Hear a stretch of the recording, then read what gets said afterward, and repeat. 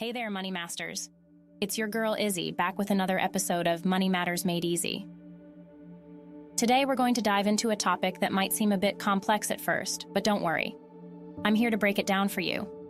We're talking about pensions, specifically the difference between defined benefit and defined contribution pensions. Now, I want you to imagine that you're planning a big fancy dinner party. You've got two options for how you're going to feed your guests. The first option is to hire a professional chef who promises to provide a set menu no matter what. This is like a defined benefit pension. The chef, or in this case your employer, promises to provide a certain amount of money when you retire, regardless of how the stock market performs or how much you've contributed. The second option for your dinner party is to give each guest a certain amount of money and let them choose their own meal from a menu. This is like a defined contribution pension. You, the employee, contribute a certain amount of money to your pension each pay period, and your employer may match a portion of that contribution. The amount you receive when you retire depends on how well the investments perform. So let's dive a bit deeper into these two types of pensions. With a defined benefit pension, the risk is on the employer.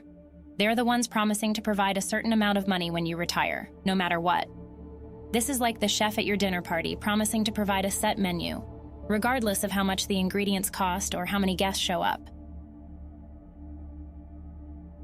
On the other hand, with a defined contribution pension, the risk is on you, the employee. You're the one contributing money to your pension, and the amount you receive when you retire depends on how well those investments perform. This is like giving your dinner party guests a certain amount of money and letting them choose their own meal. If they choose wisely, they could end up with a delicious, satisfying meal. But if they make poor choices, they could end up with a less than satisfying meal. Now, neither type of pension is inherently better or worse than the other.